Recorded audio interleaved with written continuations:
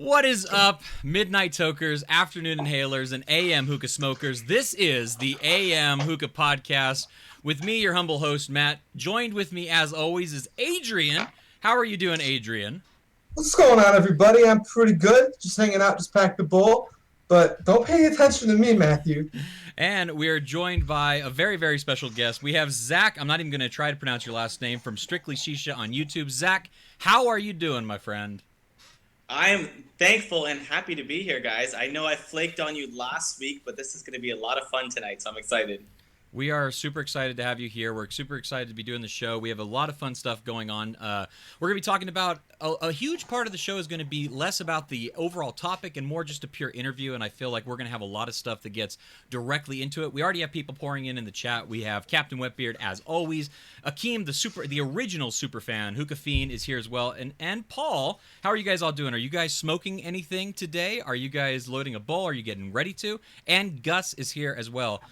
Zach, do you know who Gus is by any chance? Have you heard that name a little bit? I do not. So Gus, if I know you and I don't remember, I'm sorry. He runs this really cool Twitter page on Twitter where anytime a very good reviewer will post a new review, he reposts it almost instantly on Twitter all the time. He does my content, Adrian's content, and your content all the time as well. So I didn't realize he was doing that for a long time. Yeah, exactly. He's a very, very cool guy.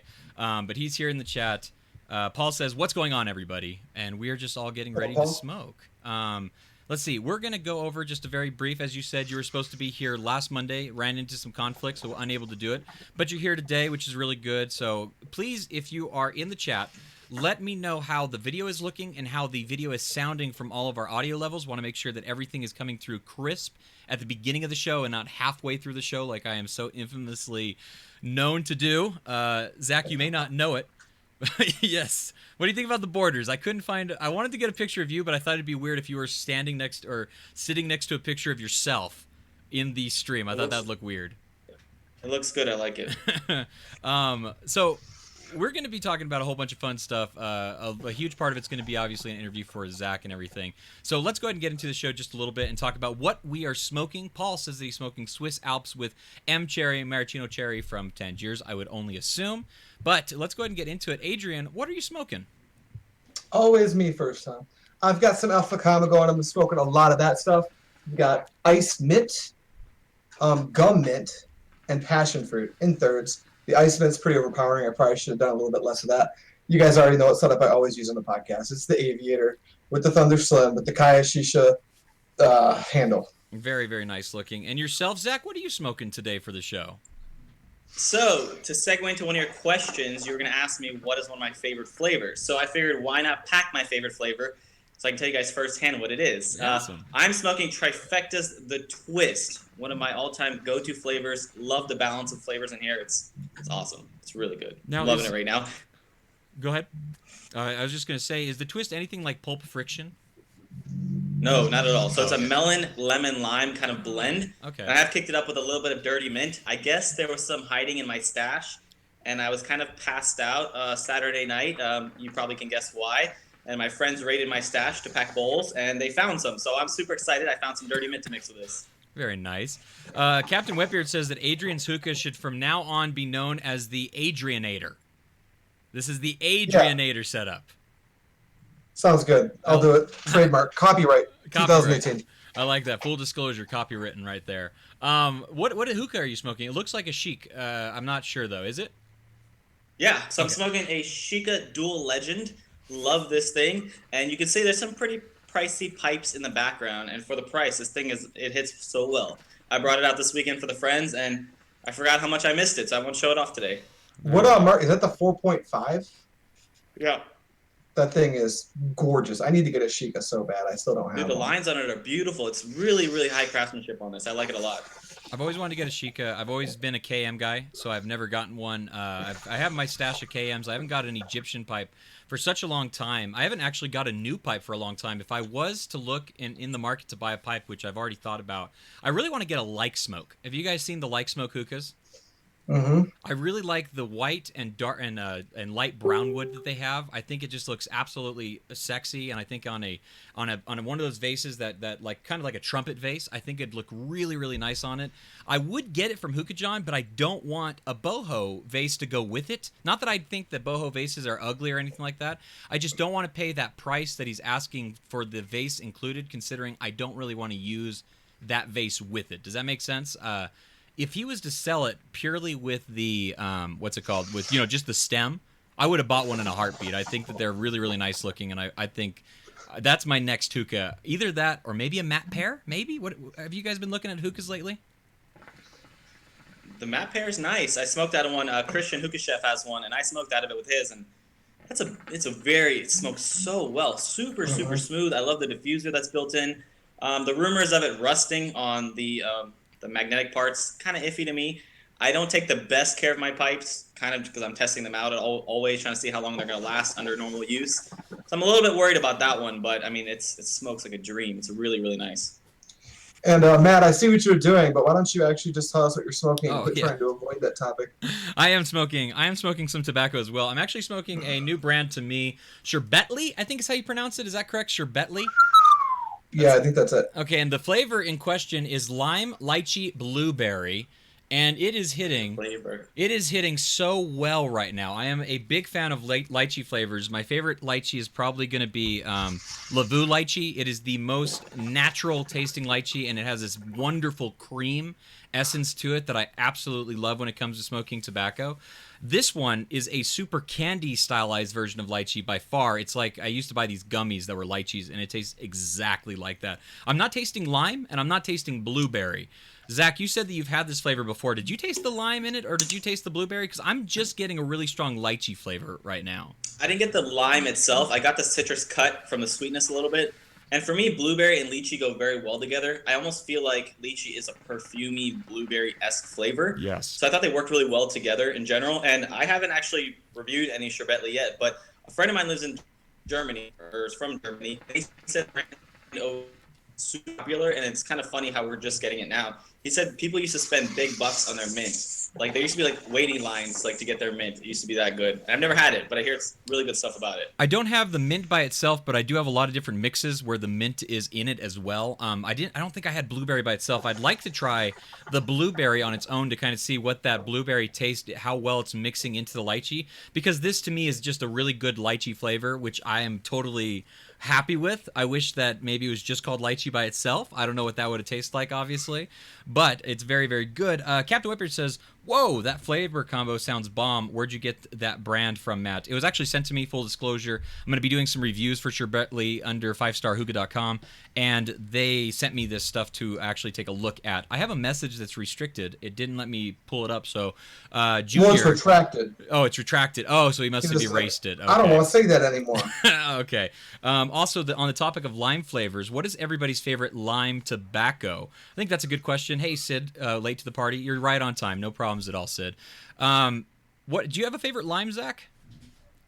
Yeah, I think Trifecta Lime is pretty on point. It's one of my favorites. That's what I was going to say. I like the dark leaf doesn't compete. You can really taste the lime. It's a little sweeter than I would prefer. I love a little more citrus bite, so I would have preferred that. But as is, I think it's a lime everyone can really enjoy. I don't like to smoke that lime by itself. That's my biggest problem with that lime, actually. And to me, everything you said is spot on exactly to it. But my problem with the lime from Trifecta is that it was too much lime to actually enjoy the lime flavor, in my opinion.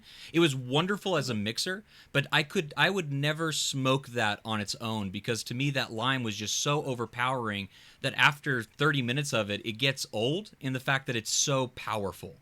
I almost thought it was a hindrance to it because it was so good, which is a weird thing to say, but yeah, that's how I felt about it. What would you say you prefer over the Trifecta lime, if not the Trifecta lime? Oh, probably New Lime from Tangiers. I would say yeah. That's a sweeter lime. Yeah, that's a sweeter lime and something that I prefer to smoke by itself because you get that citrus bite to it. Not nearly as strong as a lime in the essence of the actual liminess of it, but definitely has that bitter taste to it that the citrus fruit normally has. Now, have you tried Starbuzz Vintage Fresh Lime? I have not tried that one. It's actually pretty good. Yeah, it's a good one. Yeah, that's one that I have not tried yet. Hello, everyone. I just copped a bunch of Sherbetly flavors coming in. I'm smoking KM Hookah and Cappuccino Predator Bowl with a Thunderhose V2, smoking some Azure Cinnamon Cookie. Azure! Oh, man. We should talk about Azure just a tiny bit. You guys want to talk about some Azure flavors? I like that. I like Azure. Okay, so I think we can all say that Azure's been a premium tobacco that has hit the market, and we've all really been enjoying it quite a bit. I know that I've enjoyed it quite a bit. I recently got 2 flavors for review once again, and the first one that I got was called Lady Liberty, which to me tastes exactly like a fruit roll-up, either a cherry or a strawberry fruit roll-up, or a gummy, like a gusher type flavor. It's something that is overly sweet, very candyized, very gummy tasting, in my opinion. I really have been enjoying it a lot. I like candy flavors, though. My problem has been, though, with the Grow-A-Pair. The Grow-A-Pair for me has been very chemically and not very good at all. I recently got in touch with the guy that's under the brand Azure, and he told me that he thinks it may need to be acclimated. I'm going to try doing that, but for now, Lady Liberty, spot on, very good flavor. Grow-A-Pair, not enjoying it to the large amount of love that it's getting all over the internet. What has been your guys' experience, Zach, with Azure so far? First round of Azure I had was when the Dark Leaf was still being revamped. Lawn Line, fantastic flavor combinations I really enjoyed. I compared it to an early Trifecta. When I first saw something really endearing in Trifecta, I saw that in Azure. Love it. I got some newer batches, and I was actually having some trouble with them. Unicorn, mango cheesecake, it blows my mind. It is the most, I feel like I'm eating a cheesecake.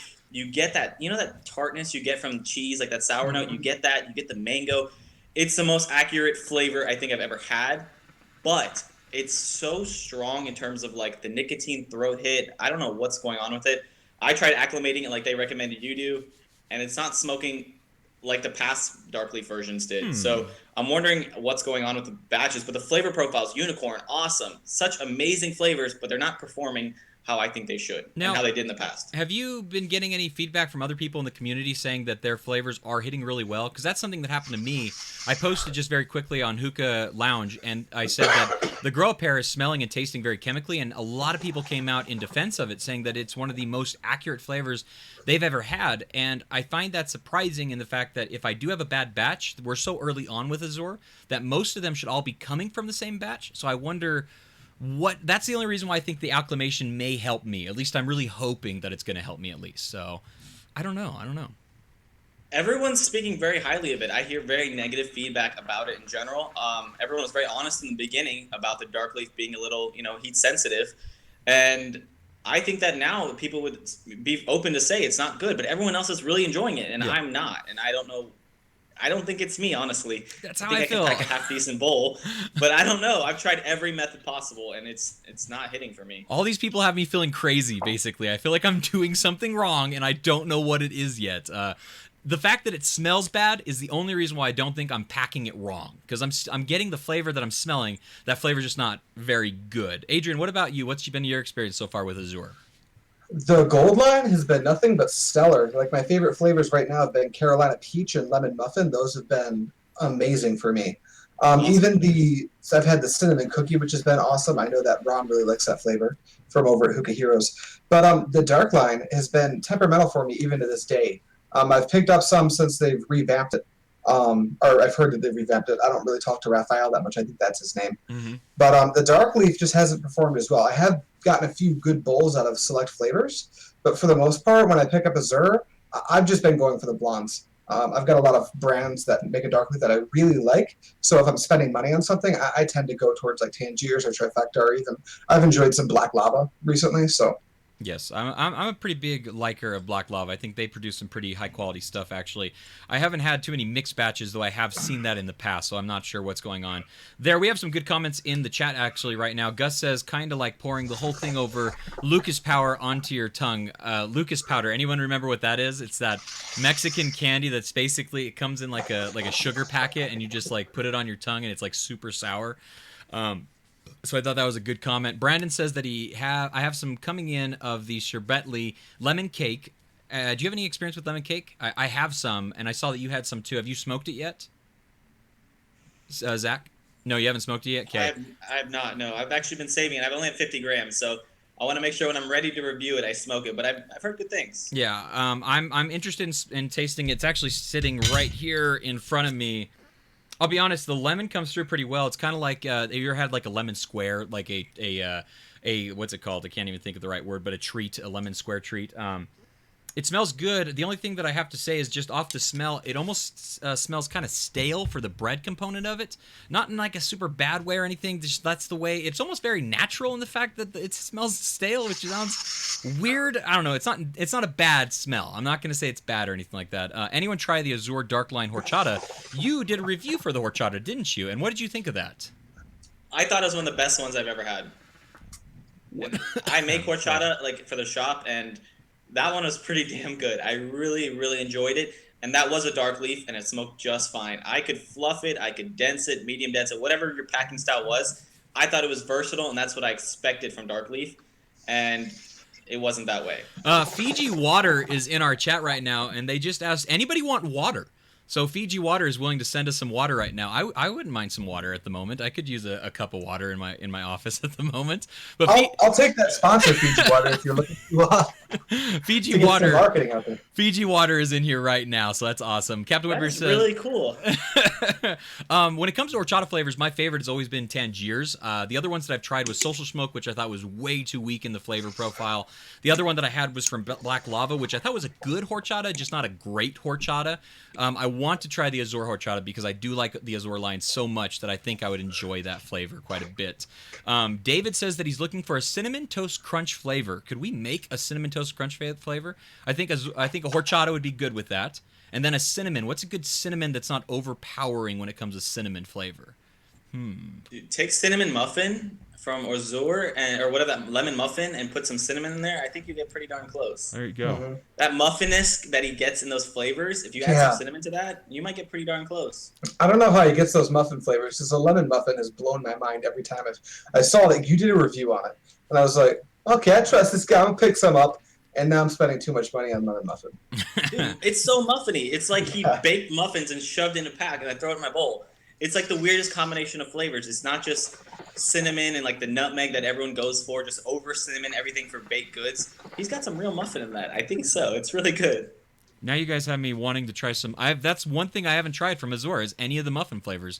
All the stuff that I got for samples, none of it was muffiny, or none of them were the muffin flavors or anything. So I do want to try some of those because I keep hearing such good things about it. J Rock says I just had Sherbetli green mix. I have green mix J Rock, so I will be trying that as well. Apple, lime, and mint. I was amazed at how it tastes. That sounds good. Apple, lime, and mint sounds like a very good combination of flavors. Akeem will also take water. Fuji, just so you know, Akeem would also like some water. Brandon says if you guys are having problems with the dark leaf from Azor, you can mix it so that if it is a heat sensitive, mix it with blonde leaf and it smokes a lot better. I mixed the Viva La horchata with something and then he got cut off. Oh, cinnamon, cookie, a blonde leaf, and it was really great mix, not very heat sensitive. So he's saying that if you're having problems with it, maybe we ought to try to put in some blonde leaf in it and see what happens. I'm a big component, though, and I think that you guys would probably feel the same, especially when reviewing a flavor. We have to review the flavor as a standalone before we review it as a mixable flavor. So I think it needs to stand up on its own as its own entity before we can say what it is or isn't good with when it comes to mixing. Paul says, throw that H2O out of the way. Put only Fiji in my hookah bowls. There you go. Put it in the base. We want the Fiji. We want the Fiji flavor. I smoked some water. Put it in the bowl. We all have water in our bowl right now. No, I don't think any of us has Fiji. We all messed up today, I guess.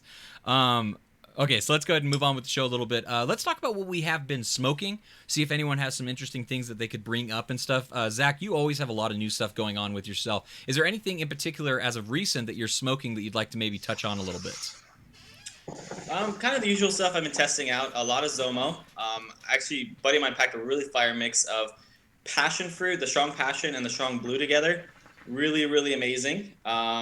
Doing some Sherbetli testing as we talked about off camera. That was been interesting. Better than I expected, honestly. The packaging of Sherbetli kind of reminded me of, I guess, Awaha, which I know you guys like, but I'm more of modern smoker. I love the robust flavors. I like that in your face. And those tobaccos don't really necessarily give it to me, but Sherbetli did pretty good. I like that. And then really fighting with the Azor to get to smoke well because I really want it to be enjoyable, but it's been tough. I throw out a lot of bowls after like 20 minutes, and it kills me. It kills my coal stash, but I'm really trying to help the guy out, and it's not working well for me. Have you tried from Awaha the blueberry guava by chance? I have not. I haven't had Awaha in a while. Awaha blueberry guava is my absolute favorite. It literally tastes like you're eating those kinds of like sour and sweet, like sweet tarts kind of, and it is one of the more powerful flavors from them by far. Blueberry guava is a standby for me. I absolutely love blueberry guava. I would take a new banana nut bread. Haze flavor was good, but I think Azor could kick it up a notch. Azor. Hey, can we touch on Haze for a minute? Has anyone been smoking the new Haze? I have actually been smoking them. What do you guys think so far? Adrian, why don't you tell us? What do you think? Honestly, I've only had like maybe 8 bowls. I've got the 3 new flavors. I think it's BOF, the Beat the Heat, and the Cotton Clouds. I think are the 3 new flavors that are out. I got 100 grams of those. I think a lot of us got that 100 gram with the 3 Kings natural package from South Smoke. What the hell is up with that? What is up with that? Very, very interesting choice, 3 Kings and South Smoke. Honestly, I like a lot of the flavors. The Cotton Clouds comes across as a little bit buttery to me, if that makes any sense. But Haze, I just kind of moved away from Haze ever since they started moving over to Spain, is I think where they're at now. The flavors aren't bad, but to me, all of the flavors that I've tried have been a bit underwhelming. That's just my opinion. Okay. Yeah, I think they've stuck really true to their performance. I think they're smoking really well. But yeah, I wasn't really amazed by any of the flavors. And yeah, I thought they moved to Dubai, but I guess maybe they moved to Spain. I'm not sure. And I don't know. Cotton Clouds, I smoked it with a group of people Saturday. They were like, what is this crap? This is not cotton candy. They tasted some cinnamon in there or something, and it wasn't ghosted, so I don't know where they got that from. Beat the Heat was decent, and I don't really like the BOF, whatever that was. It was just fruit cocktail almost. Too many different fruits in one thing, and you can't distinguish one over the other. It was just kind of like a fruit punchy type mix. I don't know. I'm not a bit like El Fakher's fruit cocktail. Ever since I had that, I realized I don't like this at all. I need to stop buying these flavors. I like the quality. The quality is still good, and I like it. flavors they can improve upon. Quality is hard to maintain, and I think if they can maintain that overseas, they have a chance of revamping all their old flavors. And if they can maintain the consistency in those flavors, I'll go back to it. I know John said he wasn't going to carry them anymore, so I don't know if there's some bad blood. That's very interesting. We've actually had a haze shop out here in Dearborn. It's a haze shop, and they don't carry haze. That's very interesting. weird. I have not liked the cotton clouds at all. I've had 2 bowls of this, and I did not taste anything sweet or cotton candy-like to it. I've been very, very disappointed in the cotton clouds. BOF, I've only smoked 1 bowl, and it was very unmemorable, so I don't even have anything to say about that right now. Beat the Heat, to me, has been absolutely the best one. I actually really do like what they're doing with it. Some people said that the mint was too powerful in it. I don't think the mint was that powerful, and I thought the lime taste of it was actually very good with the cherry mixture. Beat the Heat for me has been the best of the bunch by far. Like I said, the Cotton Clouds to me has been nothing. I was super... It's kind of bad, actually. Exactly. Yeah. I mean, even the smell of it, when I popped it open, my immediate thought was like, oh, I'm definitely going to get... Yeah, see, like, buttery is actually the best way to put it when you smell it, and I didn't even think of that before, but I'm not smelling any cotton candy, and for something that literally has cotton candy posted on top of it, I don't know why we're not getting any sugar in there, but yeah, I have not been impressed with that, but the Beat the Heat, I have definitely been enjoying. Zach, this is a question. Go ahead, Adrian. I just really quick want to double down, because I don't think we had any input on it. I don't know if we did, but I just want to double down on haze still performs really well. Yeah. So if you like the flavor, if you do prefer their flavors, I'm a big fan of stuff like cucumber Rita. I like that flavor a lot. If you like the way it performs, and it does perform well, don't let it stop you from taking the brand up. I just don't like the new flavors. Yeah. Sorry to interrupt you, Matt. You're fine. Zach, this is a question from J-Rock. He says, I watch a lot of your videos for a long time, and you said that it's hard to find a good strawberry flavor. Can you say now if anybody has made a good strawberry flavor that you've tested lately? Lady Liberty was pretty darn okay, and Strong Red from Zomo were the 2 that I see were the best, but I think the closest anyone's going to get is a good fruit roll-up strawberry. Mm-hmm. Yeah. I haven't really had a strawberry that's like really blown me away, like this is like a fresh strawberry. Yeah, I hear from manufacturers that it's one of the hardest flavors to make. That would make sense. Could you see, because strawberry is a great flavor, and we all enjoy strawberry flavor type things, but they're always artificial because a natural flavor of strawberry, while it's good to eat, it's also a very light flavor in general, so you're not going to get that extremely in-your-face taste of strawberry from being natural, I would imagine, right? I also find strawberries to be a little bit tart. Mm-hmm. Like if you buy a fresh strawberry, so maybe people try to avoid that, and that might be a big problem in trying to create a natural strawberry flavor. I don't know. Alpha Comma, who I think has very natural flavor profiles, they have a strawberry, and their strawberry I actually was not a very big fan of because it was one of their least natural tasting flavors. It was more artificial, and I think that goes back to the fact that it may have to be artificial for it to actually work, but I'm not sure. Brandon says, I have been smoking a lot of Azure and Sherbetli and some Karma Hookah tobacco, which is so good. The watermelon mint and blueberry delight is amazing. I also have some cherry coming dude. The blueberry guava. I ain't kidding when I say the blueberry guava is lit. It is so very good. I thought the haze shop was in Utica. It is. Oh. It is. I do shorthand in my local town because not everyone's familiar with Michigan. It is in Utica for anyone in Michigan. Okay. Yeah, so let's keep moving on. Adrian, have you been smoking anything that you'd like to touch on as of Black Lava? Black Lava, let's hear about it. I've been sleeping on Black Lava. I had it once and I was pretty underwhelmed. Banana cream Chicago pie? Hookah meetup. Banana cream pie? Yeah, that's really good. The raspberry lemonade's really good. I'm still playing with it. I don't know how to. I've only had a handful of bowls. I don't have the pack method like perfect, I don't think, but the flavor profiles are actually pretty good. I think I slept on it a little bit too long. The banana cream pie should not be slept on. It's very good. Have you tried banana cream pie, Zach, from Black Lava yet? I have not. The feedback I've heard is that almost every batch is different, and they haven't really solidified a batch yet. They did some reviews on it early on, and for me, it's hard to do a review when they're changing so much, because if I review it the way it is when I get it, and then you try it a couple weeks later, it's different. It doesn't really work out well. I've had a lot of people come back to me and say Black Lava is terrible, and I think that was the next batch that was really bad. So I've kind of waited on Black Lava a little bit. Also, there was a bit of drama behind it, when it first came out. So I kind of steered away from it. I don't want to recommend it to people. They spend their hard-earned money on it, and I can't stand by it 3 weeks later. So I'm just kind of waiting till they kind of settle down, find a recipe that they like, and then I'll revisit it. Very nice. I have been smoking. Let's go through myself. I've recently got a personal buy that I wanted to get of some Tangiers because it's been so long since I've had some, and my goodness, I've come up with this amazing flavor mix. If anybody has guava, papaya sherbet, and strong mango from Zomo, those three flavors together have been absolutely amazing. That is what I've been smoking a ton of. I had some friends over here, and I loaded that up for one of the bowls, and it was just absolutely phenomenal. Guava and papaya sherbet from Tangiers, actually, Paul recommended that I do that, and he was very right when he said that. And then I threw in the Zomo Strong Mango, and it has been just a phenomenal mix. So that is what I've been smoking. In as time is going to go on, I also have some Messiah and this Sherbetly that I'm going to be smoking quite a bit as well. Do you have much experience with Messiah, Zach? Early on, just kind of like another rebranded Alfaker to me. Just, a traditional brand, kind of light in the flavor profiles. Always smoked really well. I smoked it when it was, back in the day, it was French. I'm not sure if it's still French tobacco. I think it is. It is, yeah. They used to package them even in these like shisha presso capsules. So I had a lot of experience back in the day with them, and I kind of just didn't really go for it anymore. Their lemon mint is very good. That's what I had to say about Messiah.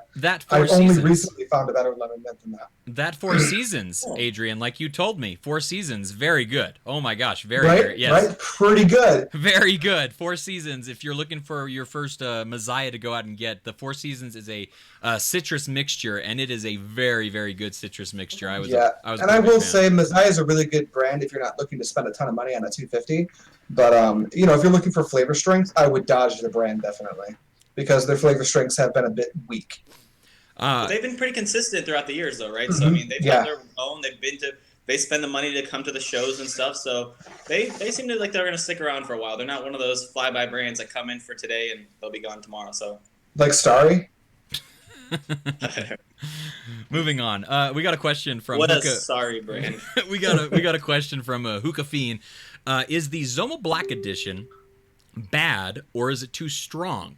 And we've all had Zomo Black Edition, so I think this is a good question for all of us to answer. I'm going to say that I loved it. The oaky, minty taste to it was absolutely phenomenal. Was it too strong? That's a good way to phrase it because it kind of was too strong. Both in the oak taste and also in that mint taste. And also I don't get buzzed that often when I smoke anymore, but that one definitely gave me a little bit of a buzz. It gives you a nice buzz, yeah. Yeah, I don't know if it's the mixture or what they use with their ingredients, but there's something about it that I don't know if it's a sugar cane. Maybe the sugar cane just hits me in just the perfect way or something, because I usually will get a buzz when I smoke Zomo, especially by itself. Do you guys think that the Black Edition was too strong? Personally, no.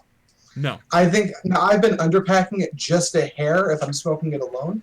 I don't know if that's necessarily correct. It's just my favorite way to smoke it. And with just a slight underpack at like somewhere near a semi-dense is where I like it. You probably go up or down depending on preference. But it's been super good for me. Like I'm really mad every time I run out of it. And what about you, Zach? Yeah. When I first tried it, it wasn't a lot of people advising on how to pack and stuff. I didn't get a lot of direction from them. I packed it like how I would a normal dark leaf, semi-dense to the rim, thinking it could take the heat. And I did agree with whoever said that. It was very strong. It was almost nauseating a little bit. And then now that I know how to pack it a little bit better, I personally do a fluff pack underneath the rim, and the flavor profiles really come out. It's the woodiness in there, the oakiness. It's very well balanced, and I love the menthol kick. So now that I can pack it properly, I actually really enjoy it. But at first, I was like, this is a weird flavor. People were giving me feedback, and they were like, dude, it's making me sick. And now that I pack it better, I think it's a lot more enjoyable. I think that it's definitely, you know what, I don't think this gets said enough about certain flavors, but Zomo Black Edition is definitely something I almost feel like everybody needs to try, because there's going to be some people out there that are going to be hardcore Zomo Black Edition lovers, I think.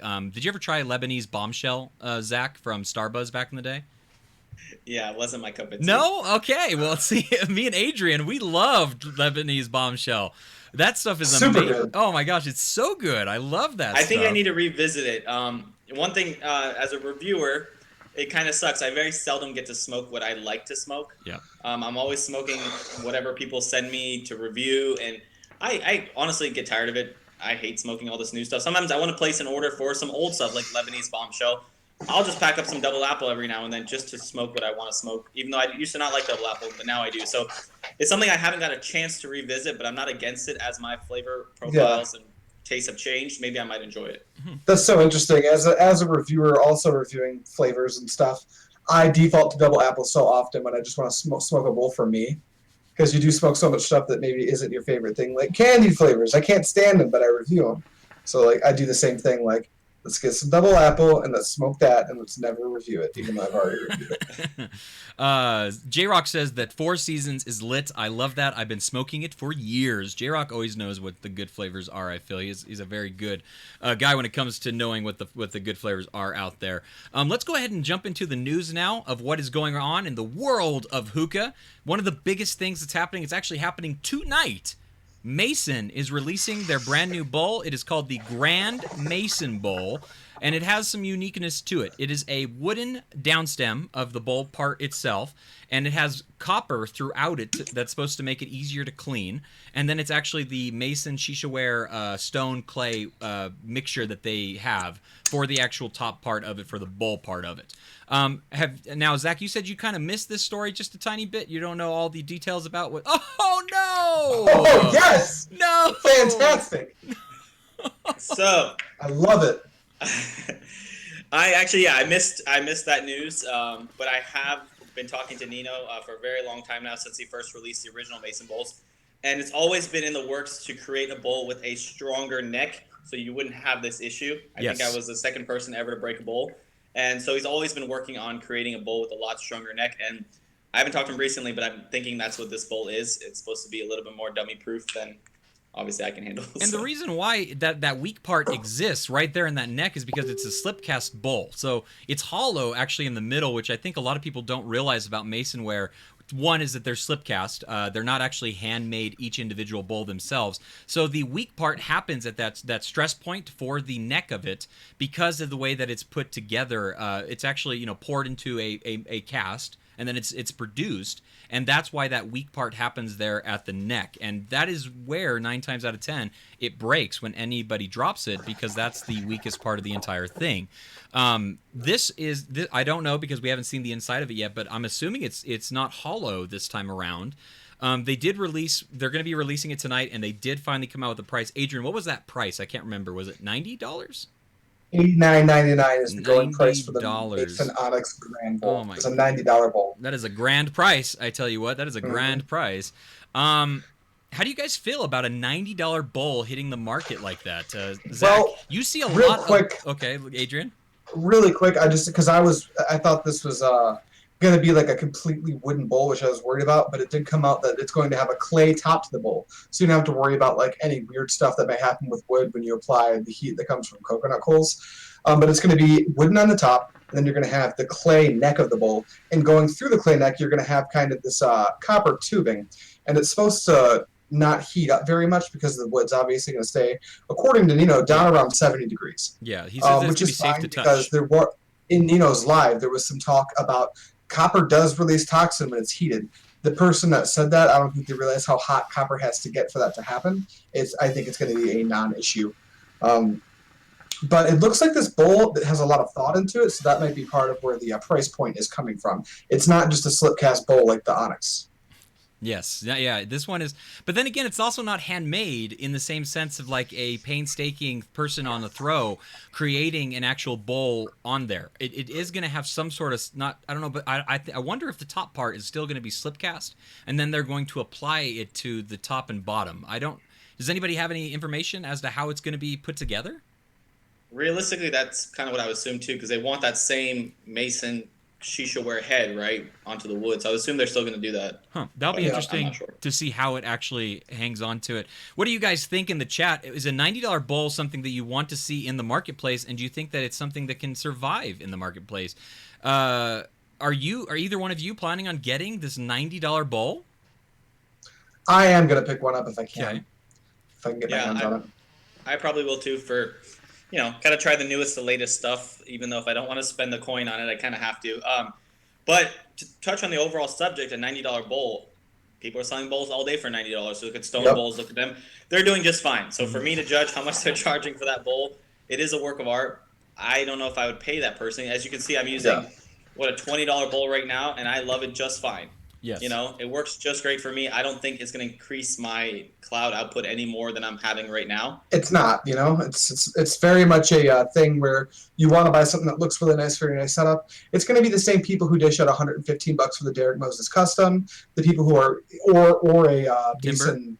What is the name of that handle? Or a B2. I mean, it's just if you Yeah. want something that looks good, you want something that's unique, you spend the money on it. Someone, it's their hobby, it's their passion, they made it, so you spend the money on it. But is it going to make you smoke any better? I No. use this Goodfella V4 every day. I'm smoking out of a Unica bowl. Price does not matter when it comes to bowl as long as they're quality, well made. Captain Wetbeard just says that if we get this video to 13 likes, Matt is going to give away a Grand Mason bowl. Hold on, hold on a second. If this, I agree. If it's just Matt that has to give it away, I'm going to like this video right now. Hold on a second. Hold on a second. Nay, stop everybody. I am not giving away a Grand Mason bowl for any reason at all. I don't even know if I'll be able to get one. There's probably only going to be 3 of them that's actually going to get released. So no, I am not going to be. Shots fired. I don't think that's a shot. That's the truth, right? Okay. No, I'm done. $90 bowls. Akeem says 90 is a pricey bowl. That's very true. Got like 21 minutes till release. Oh boy, I hope we don't lose anybody from that. Hookah Theme says I'll save the $90 and get some Azure and Sherbetli. There you go. Yeah, buy some tobacco instead of a bowl, especially if you already have one. J Rock says the $90 bowl kicks rocks and blows bubbles. That is what J Rock says. You could put that in some soap and then blow into it and make bubbles, I guess, that way. Yes, like the video because you like the video, not because you think I'm going to give you a bowl, because I'm definitely not going to be doing that anytime soon. Okay. Matt. Yes. What? Do it. No, no way. I'm not even going to be. I got play practice. I like it. Am I eligible? I want one. Yeah. You're on the show. You can't be giveaway. eligible in this giveaway. Okay, so let's move on to some other news that's hitting the world of hookah. In the DMZ interview, did either of you guys see the DMZ interview that dropped today on their YouTube channel? Adrian, No, did you see it? I'm sad I missed that. Yes, I did see it like 2 seconds after it came out. The second I saw a DMZ notification, in light of the recent events that's been going on around DMZ, I immediately clicked the video, and it is in fact an interview. It's an interview where Dutch is the interviewee. Yeah. And they're talking a lot about a lot of the drama and what's the best word for it? Rumors going on about DMZ right now. Yeah. So Get my popcorn. yeah. One thing that I think we can give Dutch a lot of credit for is that he hits all the questions head on. He doesn't really circumvent a lot of the questions or anything like that. He answers them very truthfully, at least it seems. He has some interesting responses for them. He says that the reason why the emails look the way they do, so he did confirm that the emails are real. He never said anything about the emails being false in any way. He said that the reason why oh, hey, what's up, Dr. Noob Sauce? Chris is here. Sauce. Always happy to have him a part of the show. So he says the reason why the emails look the way that they do is he wasn't actually typing them out or writing them on his phone. He was actually using text-to-speech on his phone. And what happened was he said the things that he said, and then he said, oh, we also charge $500 for other things, basically is what he was trying to get at. And then there was no periods or commas, so it all just looked like it flowed into one sentence, and that's why it had the perceived look that it did. If you want to believe that, I won't knock you for it. I think it's an interesting cop to say it in that fashion. I don't know what there is to believe at this point when it comes to DMZ. I think that we all have some pretty strong opinions coming from the world of YouTube and reviewing products and trying to give out truthful information. We want there to be the best form of truthful information out there because it can be a bad look for other reviewers if there's the assumption that we're doing this for a paid reimbursement of any kind. What is your take on that, Zach? Well, first of all, I didn't see the interview because I'm not subscribed to them, so I didn't get to see that. I will go back and watch it, though. I think it does make all of us look really bad. As I tell people in the industry all the time, I think I'm one of the dumbest people in the industry. I do this for free. I've never been paid, not a dollar.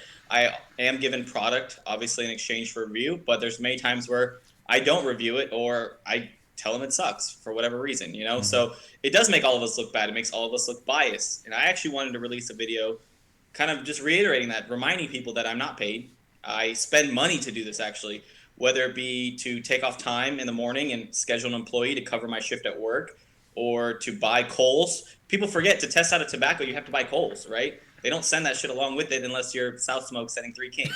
You know, it costs money. You know, like if I'm testing out the Phoenix, how many rounds of tobacco am I spending money on to review it? For what?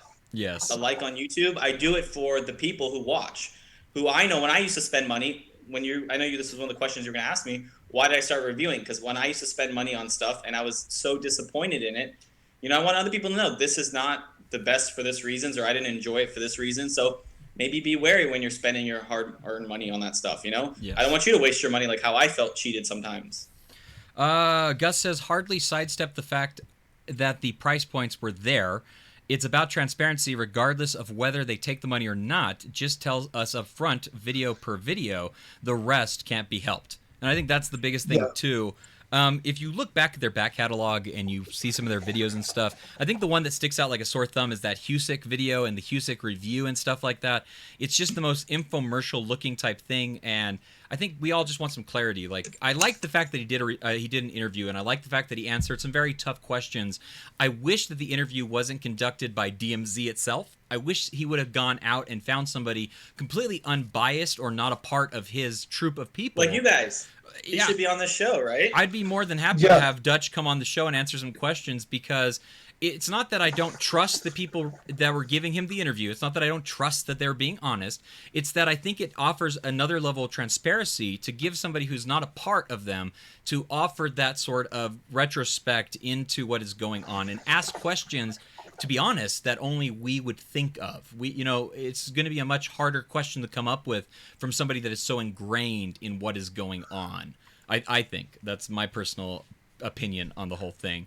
What do you think happens to DMZ moving forward, Adrian? Well, it's all very interesting. Repeat the question for me really quick. I want to word this carefully. I just said, what do you think happens to DMZ TV going forward? Do you think anything changes on their videos? Do you think anything... absolutely nothing. Okay. Whether or not they are up to anything potentially against the rules of the platform they're on, or even against the law, depending on what angle you look at it from, I don't think this necessarily changes anything. The amount of people who watch DMZ's content that are a part of the hookah enthusiast community is a very small fraction. I think so. So not a lot of people are, like, that video is not going to get a lot of views. A lot of people are going to go, what are they talking about? Because a lot of the people who smoke aren't necessarily in the Facebook communities for one reason or another. Now, as far as do I think that they're going to start disclosing if they are taking money? Honestly, if he hasn't up to this point and he's kind of doubled down on the fact that they do not make money, I don't think this is going to change the way that they do it. I'm not sure what the issue is. Like Gus said, and like I think most of the people have said, if this is what they're doing, and I'm not going to say whether I think they are or not, I'm going to be as moderate as possible on this, but if they are taking money, they need to disclose it. Even if you're taking free product, it's always good to say, this is a free product. It's just a good thing to do. Also, you have to if you're using YouTube as a platform. It's part of their guidelines and rules. But honestly, I don't think anything happens to DMZ from this point. I don't think it's a big enough shakeup. I think they're going to keep doing what they're doing.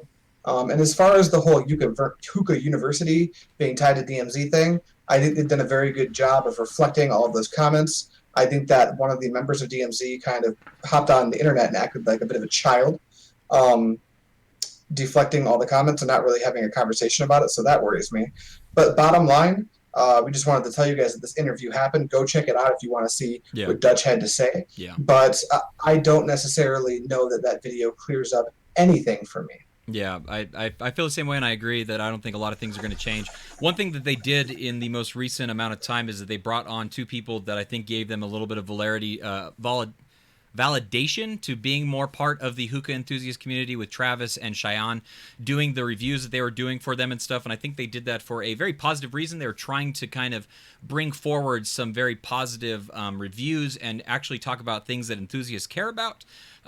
Whether that stuff continues, we'll have to wait and see. There's really no way to know until that actually happens. So we're just going to kind of wait for the most part, I think. That interview was fun. I want to get onto the good interview that we're supposed to be doing today. Yeah.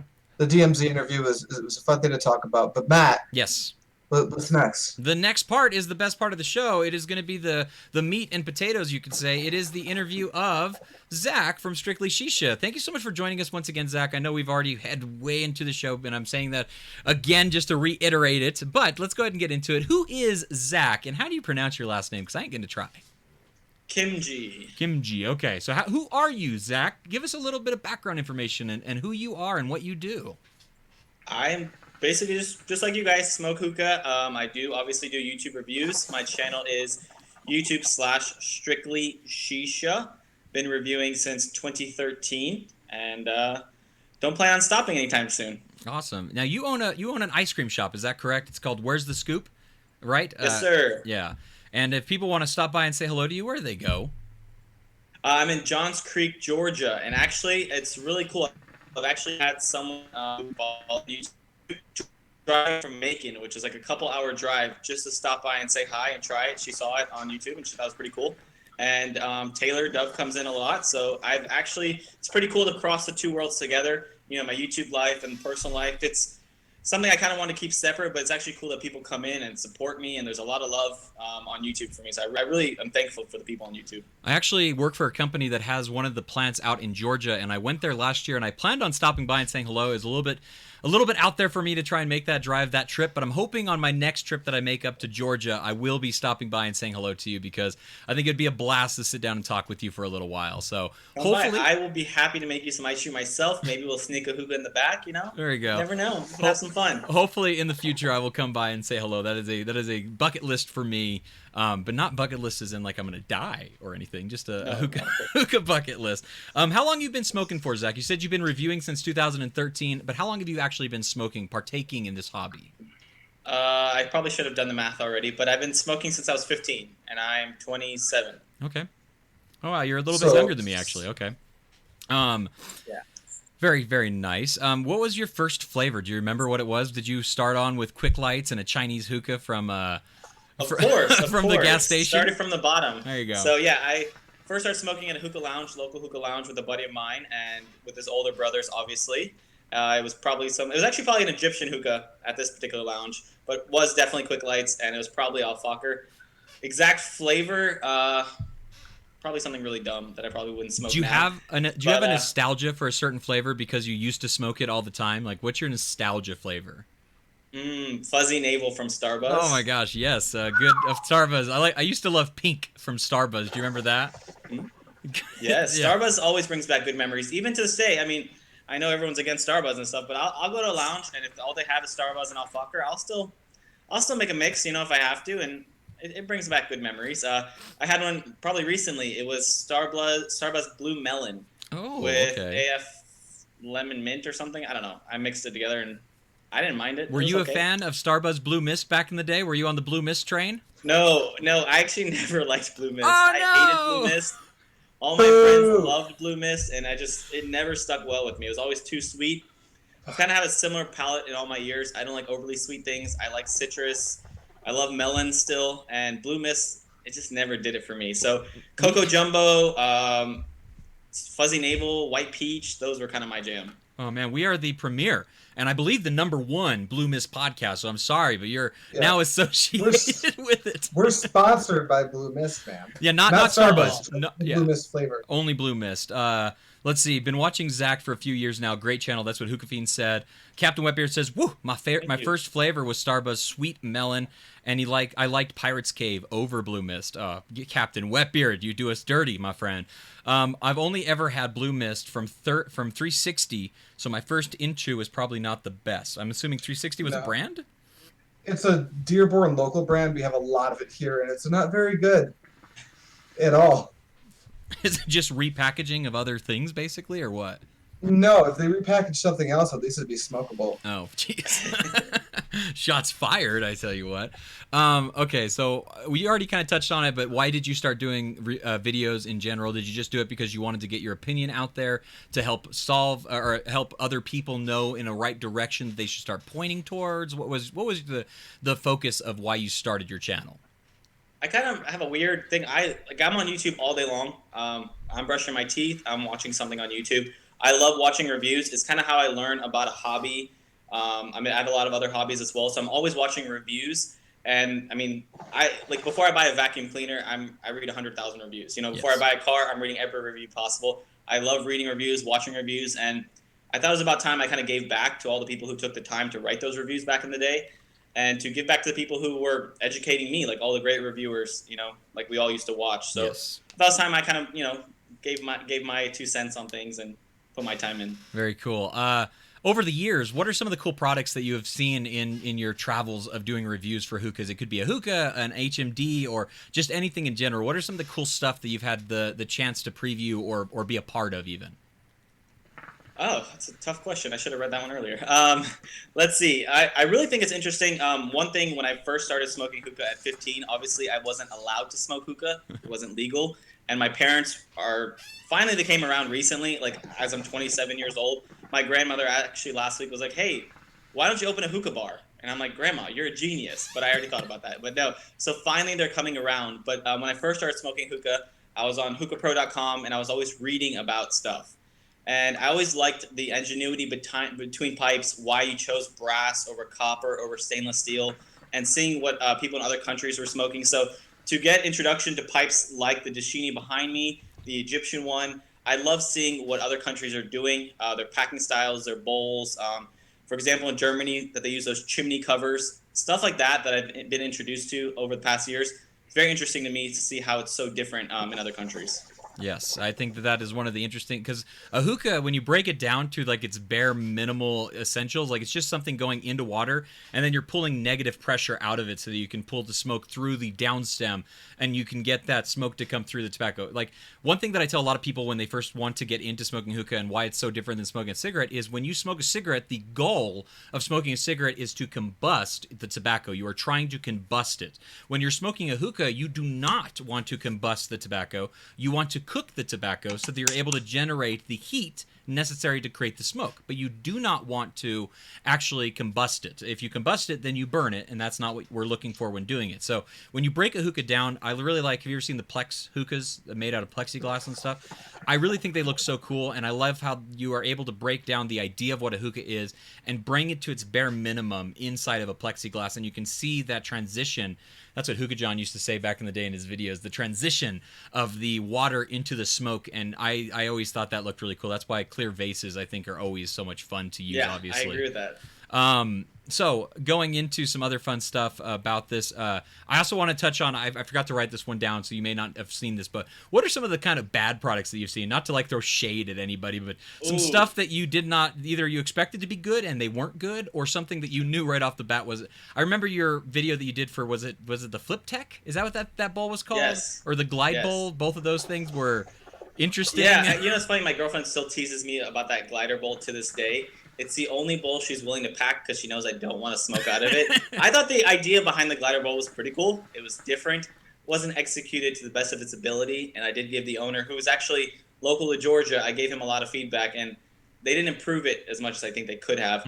But yeah, that Flip Tech, I didn't have high hopes for it. A buddy of mine actually bought it, sent it to me. It's trash. It did not work. Too gimmicky. I'm noticing the simpler products are the ones that work the best. When they come with speakers and all these lights and things like that, they seem to be compensating for something. What is your opinion on the Starbuzz Carbine hookah? Do you have an opinion on that thing yet? Yeah, so I'm actually getting one in. Okay. I will review it.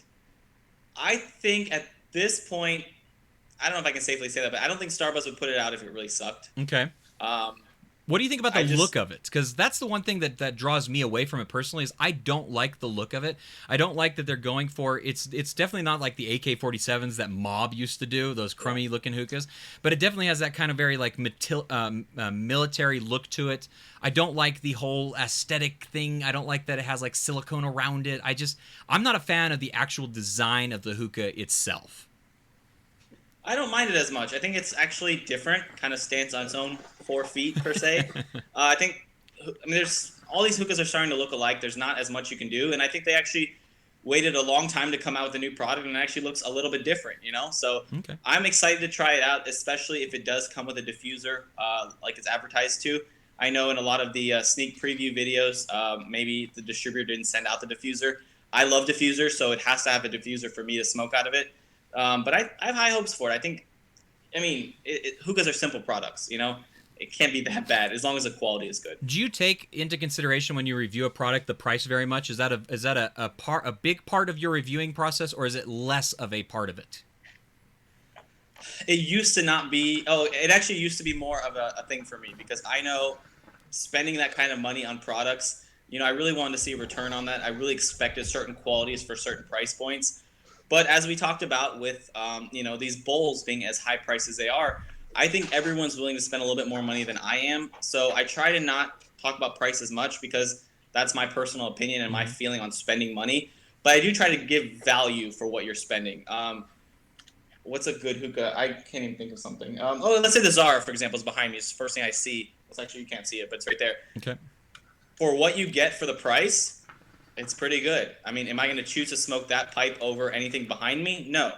But I think if you had a limited budget of, you know, $150 and that's, you had to get a bowl, a hose, everything all included, I think that's value. When I reviewed that, I said, for what you pay, for what you get, it's a good value. Is it the best hookah ever? No. Is it the highest quality hookah ever? Are you going to pass it down to your grandkids? No. But if you have a budget, I'd rather pick that over the Sahara Smoke Assassin, which was one of the worst quality hookahs I've ever smoked out of. Okay. You know, I don't know if you guys like play many video games. I play quite a few video games. I used to actually review for video games as well, and I very rarely ever touched on price of a video game. The reason why is because when you get involved in any sort of hobby, there's an initial price that has to be put up with regardless of what you are trying to enjoy. So while price does have an important part of things, I feel, it is less of an important part of it in my opinion, and the reason why is because you know you have to pay money to enjoy these things anyways. I do think there is a certain price point. There's a fine line between if something is not of good quality, the price should not be overly. You can't justify that price if it's not of good quality. Basically, is the way that I feel about that. Adrian, what do you think? Me and you, I think, are on the same page when it comes to the Starbuzz Carbine hookah. Are we not? Yeah, I think it looks really bad. That's purely my opinion, though. Yeah. I mean, if it performs well, great. You know, I think it's really cool. It'd be a really cool camping hookah because it looks like you can set that down on just the ground really well because of those four legs. So I think when people like Zach get a hold of it and do the review, that'll be the deciding factor on whether or not I pick one up. Imagine that. We watch reviews, and if they're good, we buy products. That is a great segue into our next question for Zach. Zach, do you still watch review videos? Have you ever broke out of your routine of watching review videos? I still watch reviews. I try to not watch products I'm on the fence about as much. If I'm having trouble with something, I definitely go to reviews. You know, I watch you guys, I watch Adrian stuff, especially when I need to figure out something that I'm having trouble with, definitely go to reviews. But I try to stay away from reviews before I reviewed a product. I don't want it to affect my opinion at all. Same thing, I really try to stay away from talking to the owners as much. I think I personally sometimes feel bad. You know, you build up that relationship with a company and you meet the person and they're the nicest person in the world. And then you have an issue with the product. It's hard. Honestly, it's hard for me to say, this is shit. This doesn't work or what may have you.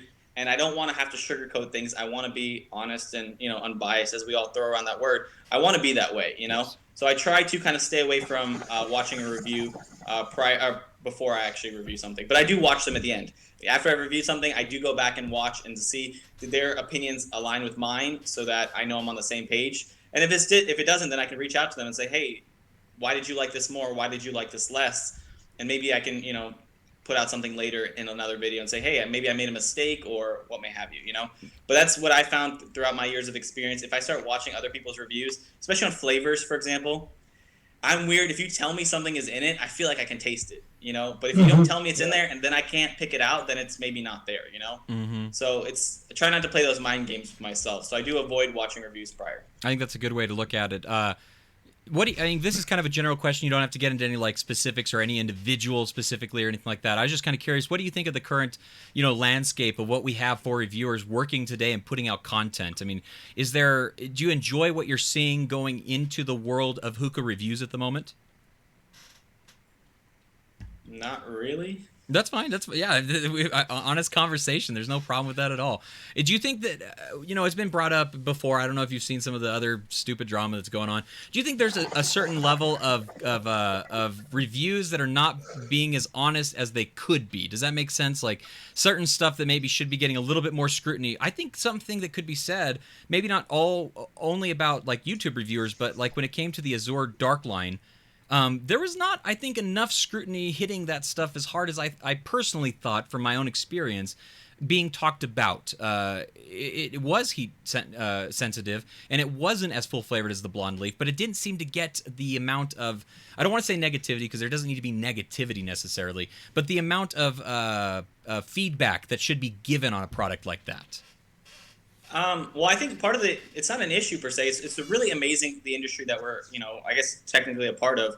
But I was talking about someone the other day, but you can't go to a manufacturer of a product and tell them how you feel. You can't build that relationship with them. You're not on groups where you can talk to them as easily as we can. So it may, I guess, prevent people from speaking as openly as they should. But, for example, I just bought this vacuum cleaner. I know I did a lot of research on it. That's why I keep talking about it. But I bought a Roomba. If I don't like the thing, I don't feel bad saying this thing sucked. I spent way too much money on it. If it doesn't do what I paid for it to do, I don't feel bad because I have no relationship with them, Mm-hmm. And maybe that's some people's issues. They know the maker of, I don't know, let's say the Sheikah, for example, and they think Ahmed is the nicest guy in the world, which he is. They would say, hey, I can't say bad things about that. I try to find the balance in you're doing them a favor by giving them feedback so they can improve their product and keep the business alive and keep it thriving, Mm-hmm. So find that respectful balance of saying this is the truth, this is what needs to be improved, but also not bashing it and saying this is shit, don't ever buy it, don't support them, whatever, Mm-hmm. I think it's hard to find that balance, and a lot of reviewers don't have that balance. And not to say I do, but some of the ones I watch, I'm just like, did you take the time to test this out enough? Do you just know the guy? Like, why are you reviewing this, That's the one thing for me personally. My favorite review that I've ever done, I'm not trying to like pat myself on the back, was of the Phoenix HMD review that I did, because I was one of the most honest things that I feel like I ever was able to put out there in a very positive way, because there wasn't anything negative intensely wrong with the device, but the issues with it were very problematic and needed to be stated. Once again, like, I still stand by everything that I said about it. It's not a terrible thing, and it's not broken. It's just there's issues with it that needed to be explained, and I think that like you said, you have to find that good balance of admitting truth over friendship, which can definitely happen. So would you say, like, in the current landscape, sometimes there may be a little bit too much sugarcoating going on, and that could be a cause of problem? Yeah, and I could be someone who's been accused of sugarcoating too much as well. So I definitely see that thing that's a problem. But I do think there needs to be a certain amount of respect. And both of you guys do a great job of giving, your opinions and making sure it's an opinion and giving positive feedback on how they can improve a product versus just shitting on it or saying it's, oh my God, the best, buy it. And you don't need to do that, Yeah. So I do agree. You guys that's why I like you guys. You guys are actually really good at doing that properly. So. Well, thank you. Thanks, man. Appreciate that. And my next question for you, as we kind of start winding down and wrapping things up, is what are some tips that you may have for people who are looking into getting into the review spectrum of things, like either be written review or video reviews or whatever the case may be? What are some tips, maybe some things that you wish you would have done differently, or whatever the case may be? What are some things that you would recommend people looking into this hobby maybe try to do? I would definitely recommend testing out products thoroughly. I watch some reviews sometimes and I'm like, did you even smoke this more than one time? And I think there's nothing wrong with saying this is a first look at it. This is my first couple hits. This is my initial impression. But to say things so definitively and tell other people, because people listen to us, people go spend their money on things that we recommend. You got to test stuff out more. So don't be hasty to make reviews. As you guys see, I take my sweet time, really test a product out, and so you can give the ins and outs and say something different about it. Give tips. Someone said this to me the other day. Don't just tell me what it tastes like. Give me some tips on how to improve it or pack it differently or use it differently than maybe everyone else who makes it tells you about. Like, for example, the Phoenix. I don't think they gave a lot of information about the Phoenix. I think they kind of just put it out there and was like, you tell us about it, which is a very interesting approach to it, a very humble approach, but that's where we can step in and say, hey, this is how I found it works the best, or what may have you. And I think that's really good for a new reviewer to really know what they're talking about before they say it so definitively on the internet, Yeah, so Paul just said, hey guys, the $4 grand Sold out. sold out. The Grand Onyx is sold out. There's no chance I'm giving away one, so hit that like button as many times as you want to. The Grand Onyx is sold out as of right now. Paul said the 4 Grand Onyxes on the website are sold out, just so we know. Gus says, Zach, it's a good example of being an active member of the community by being involved in several tests of brands or products while incorporating those aspects into his actual review. So he appreciates the fact that you're a part of the conversation going on along with. I appreciate that. Paul says speculation on the 4. I'm tending to agree with him. 3. Maybe only 3. Anyways, okay. As we once again start to wind down, my question for you, Zach, to end on a nice note, what are some brands that you do enjoy? I'd love to hear some of the stuff that you enjoy smoking. I know, like you said, sometimes you don't get to smoke everything that you want to smoke, but what are some of the stuff that you do enjoy to smoke? I absolutely love smoking Trifecta. I like the guy. He's a wonderful guy. He's really strict about his, putting out really solid flavors. He's a lot of test flavors that he's not willing to introduce yet because they're not ready yet. I love smoking Trifecta. Like I said, the Twist, one of my favorites, smoking a little bit dirty mint in here. The Shika guy, as you can see, how many iterations of the Shikas has he had? Mm-hmm. We're on V4.5s. He never shies away from the mistakes, I guess you could say, in past models. Always willing to improve them. He keeps the cost down. Shika, doing new things. Some of the things he does I don't necessarily want, but at least he's always pushing the boundaries. I love that. My Daily Smoker Bowl, the good fella, Alpaca Bowls, good people. I like them. The Phoenix people, they're pretty nice. So, it's a lot of good people in this industry and a lot of great people I've met throughout this process. So I'm really thankful for that. Are you planning on going to the Hookah Expo? Are you going to be able to make your trip down there? I think I will. Awesome. Good. Yes, I missed the last one and I really regretted it. So I think I'll be there. It's going to be really different for me. Then one reason why I love TPE, even though it's dying, I love being able to sit with brands and really sit. We sit in the booths together and we smoke, and I really love that aspect of it. And it's going to be a little bit different at the expo. There's a lot more people. But I would like to meet everybody and kind of see everybody again. I love hanging out with everybody. It's some of the highlights of my life, honestly, going to TPE and smoking with everybody. So I'm really making an effort to come out this year. Awesome. Me and Adrian are both going to be down there, so we hope to smoke a bowl with you and share a beer with you as well.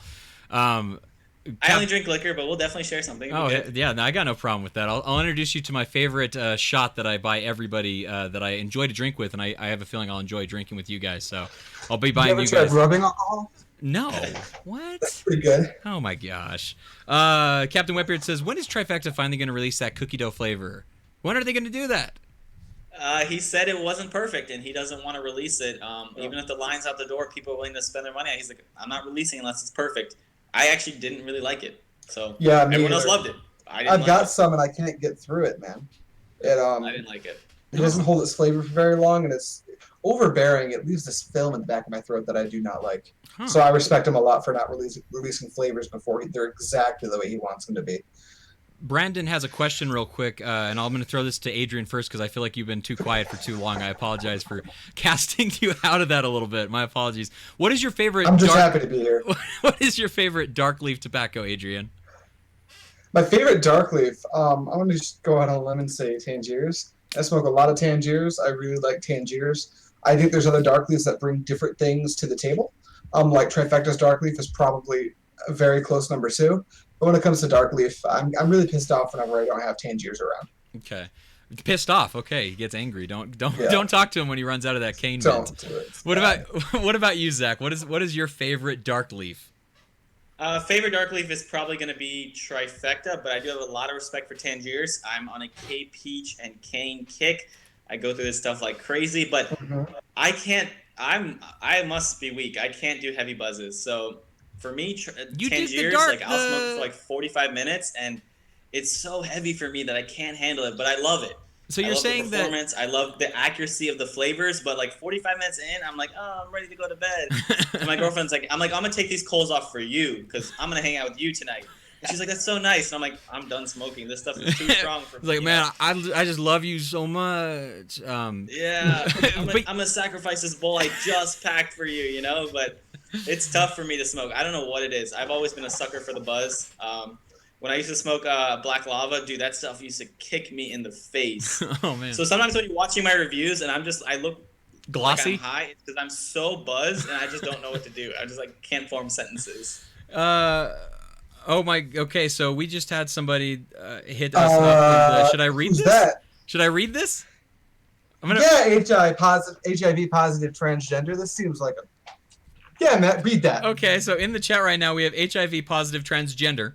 I'm always looking for a better smoking experience. I'm constantly trying new alternatives to the traditional smoking apparatus. Have you guys tried Ice Wallow Alquat Dove Coma 143? I can honestly say I've never tried it. I'm sorry. Not sure if that's a troll. What that is. I don't think that's a real thing. I think we just got trolled. That's how we know we've made it big, Adrian. We've made it so big now that we have Strictly Shisha on the show that we're being trolled. That's how we know that we've made it big now. Okay, so yeah, something tells me that wasn't the real Fiji water either. No, that was real Fiji. Don't dash my dreams. Don't dash my dreams. Okay. All right, Papa. Oh my goodness. All right. Well, thank you so much, Zach, for joining us. We ran a little bit later than usual. I hope nobody minds. I could sit here and talk with you all day, and hopefully we can have you back on the show very shortly because this was an absolute pleasure and a blast. We've been wanting to do this since literally we first started doing the podcast. We've been in talks with you to come on the show and stuff like that, especially between me and Adrian. We have a certain amount of people that we want to get in through the industry and certain reviewers that we have so much respect for, and we've obviously wanted to have you Zach, for a very long time. So we're so happy that we could finally make it work. But yeah, I'm happy to be here. I really look up to you guys. You guys do a great show every week, and your own individual channels are awesome. So I'm happy to be here, and I'm thankful you guys brought me on, and I'd be happy to come back anytime. So awesome. As long as it's on a Monday, I can make it work. So awesome. That's awesome because we do this on Mondays. Yeah, that's our day. It worked out. Okay, so very quickly, I just want to touch on the fact that we're partnering up with Alpha Comma to do a huge giveaway, including a ticket for the expo. We are done with round number 1. We are going to be announcing the results very shortly. The top 10 blends are going to be on the different hookah pages. Everybody's going to be able to vote for them, and then once that happens, we're going to get down to the top 3, and then we'll be announcing all the prizes. Obviously, the big grand prize is going to be an actual ticket to go to the Hookah Expo coming up in. Oh, he's got some. Awesome flavor. So I just to end out the show, Zach, where can we find you on the interwebs? You can find me on YouTube, obviously, Strictly Shisha. I would love if you guys subscribe. I am also active decently, kind of not every now and then, on the hookah group. So specifically the Hookah Lounge, even though they're all kind of, everyone's in every group. That's kind of the ones I participate the most in. So if you guys want to hang out on there, feel free to let me know. Captain Wetbeard would like to know how many submissions that we actually had, and I'm proud to say that my goal was to get 20 submissions into the contest, and that is exactly what we had. So I was very happy to get the 20 submissions because that's what I wanted to see happen, and that's exactly what we got. I love how Badia always pops up when we're talking about Alpha Comma. Every time. Without fail. He just knows and pops in. Yeah. What's up, Badia? How you doing, buddy? How you doing? Bad idea. That's how I have to say his name, otherwise I'm gonna butcher it. So I have to say it like that. Yes. So I'm very happy to say that we had 20 submissions. We're gonna be breaking that down to 10, and then we'll break that off to the top 3. All that information is gonna be put out there very soon. Just to let you know. Adrian, where can we find you on the interwebs? Let's see. You want to find me on YouTube? You can go over to Pipe Dream Hookah. I do content there. If you want to find me on the Instagram and the Twitter, it's _Pipe Dream. And then if you want to find me talking mad shit, go to YouTube. My name's Adrian Hunter. I'm the one with my face on it. And then if you want to find me, you can find me on Twitter at @OnlyMattDezen. You can find me on the Facebook groups as well. You can find me on YouTube, which I always forget to plug for myself, at Matt Dezen. Just go to my name, Matt Dezen, and you'll be able to see the different content that I put up. Hopefully more stuff is going to be coming soon. You can also find Awesome guys. Thank you. You can find the show on Twitter at @AM_Hookah, Instagram AM Hookah Podcast, Facebook AM Hookah. Just do a search for us and you can find the page and the group as well. Oh my gosh, this has been a fun-filled show with so much content. Hopefully you guys enjoyed it. We appreciate it. Go down there and smash that like button. Slap that like button because I'm not giving away a Grand Onyx, so hit that button as many times as you want to. Until next time, guys, keep on smoking. Bye. Thanks, guys. Bye.